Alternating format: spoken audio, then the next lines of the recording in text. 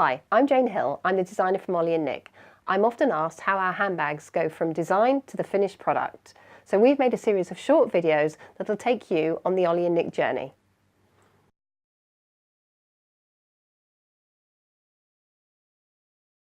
I'm always on the lookout for inspiration, and it can come from anywhere. I love visiting vintage fairs, antique shops, and it could be anything that inspires me, a piece of fabric or a vintage handbag, which I might just see a stitch detail or a clasp, something that I'll note down actually in my notebook, or maybe just store it in my mental notebook as an idea that'll come out next time I'm designing a collection.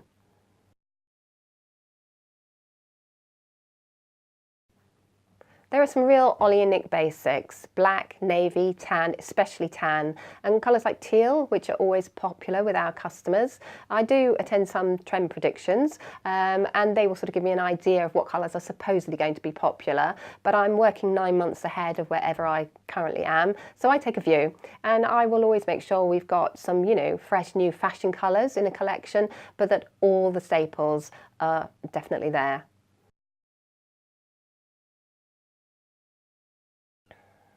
Ollie and Nic, we don't really follow a trend. I'm very interested in fashion, and I'll read every magazine I can lay my hands on, and I read a lot of blogs. So if I find something that's a trend upcoming, and I think it's right for Ollie and Nic, then we'll get involved. And an example would be mini backpacks, where they are a trend and we absolutely feel they're right for the Ollie and Nic customer, so they're included in the collection. And it could be a colour that's on trend. If it's right for Ollie and Nic, then yeah, we'll have it in our collection. But other than that, no, we don't slavishly follow trends.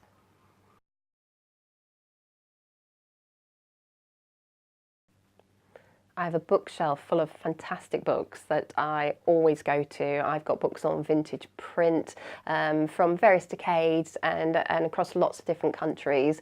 So there's always something in there to inspire me.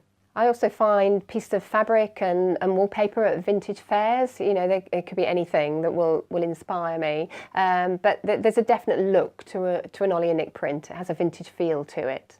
The colours we use in our prints are always very muted, so a soft colour palette, and we use a particular design and print process where we have a misplaced black outline on every design, and that makes the prints look vintage because that's how printing processes used to be before they became more sophisticated. So the colours and the print style, that's what gives every print an absolute unique Ollie and Nic look.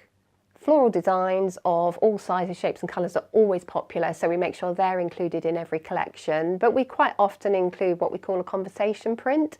We've had cats, dogs, even parrots. We keep all the artwork for all the prints over the seasons, so it's built up into a sizable collection now that we dip back into, and we actually call our print Ollie and Nic Old and New Print Archive. I work with a graphic designer who helps me pull all my ideas together and actually produce the artwork, which can be produced in lots of different colourways, so I can then select the ones that I think will work best with whichever collection we're working on.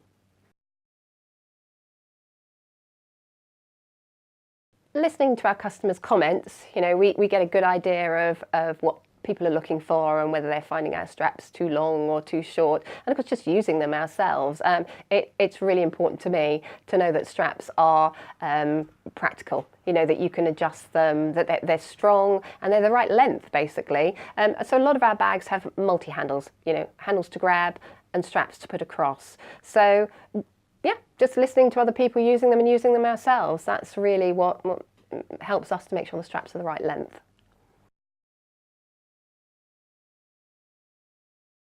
We have a standard kit of hardware that we've developed over the seasons, and I can take from any of that to incorporate it in a new design. We always use a soft antique brass finish, which is very muted and it sits very nicely against our colour palette. And it's basically quite subtle branding. And sometimes we'll develop a new branding device, such as a bag dangle or a tassel, which can actually be removed from the bag if the customer doesn't want to keep it on there. I always start with a hand drawing, often with a handbag sample in front of me that I'm sort of drawing a version of. So I start with a simple outline, and then I just work it up. I get the detail on there. I have to put all the notes on about the fabric that I want to use for the outer, the lining, hardware, zip colour, key measurements, and then gradually it comes together until I've got the finished drawing that's ready. Well, it's a specification basically for a sample, and I hand that to the sample maker.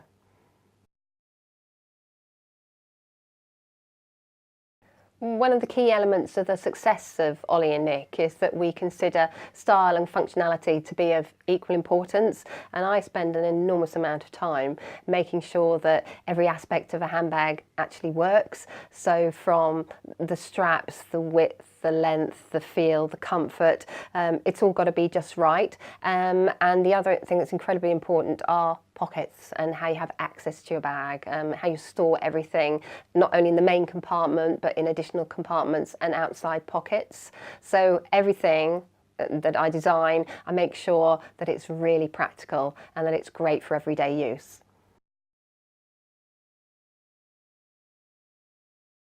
We can change just about anything when we're designing a handbag. We have around 50 styles of handbags and 20 styles of purses each season, so we have plenty to work with. Within these, I try and make sure that we retain our most popular styles. So it's a size, a shape, a colour, but I'll do what I call a move on. So I might do a new pocket detail, a new lining, but I'll also add in lots of new styling every season. So across the sizes, shapes, colours, there's plenty for everyone to choose from. The majority of our handbags and purses are made from very high-grade synthetic materials, and there's a wide array of these available. So I spend quite a lot of time working my way through swatch cards, trying to find ones that have got the right colour, surface texture and hand feel for whichever style I'm developing. For example, a slouchy hobo shape needs a soft fabric, whereas a more structured bag needs something harder or perhaps with a thicker backing on it. Colour is also important when developing a new sample, and not all the fabrics are available in all colours. So I'll find an appropriate colour and a hand feel and a texture for whatever style I'm developing.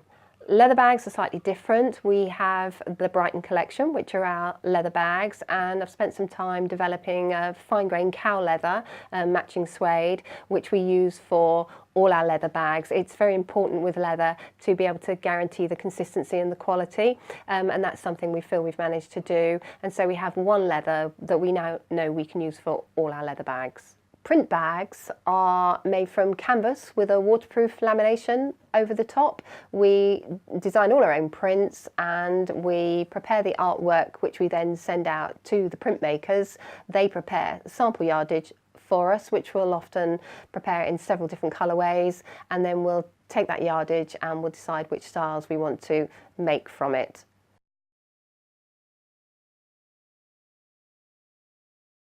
For my initial meeting with the sample makers, it takes around 1 month for them to cut the patterns, arrange the raw materials and get the samples made.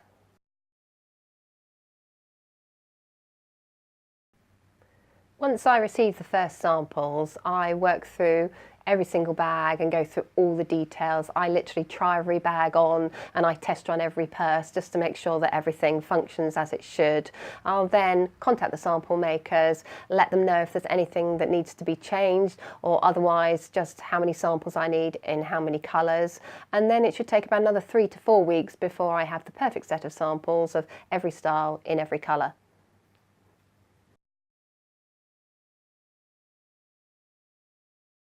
From start to finish, production takes around 2 months. Initially, the moulds have to be made, the cutting moulds for the patterns for the bags, because they can't use the patterns they use to hand make the samples. All the raw materials and the hardware have to be ordered. It takes about a month to pull all of that together. And then there's the actual sewing and manufacturing process. And finally, but very important, is the packing, because having spent so long designing, developing and manufacturing, we need to make sure that everything arrives in good shape.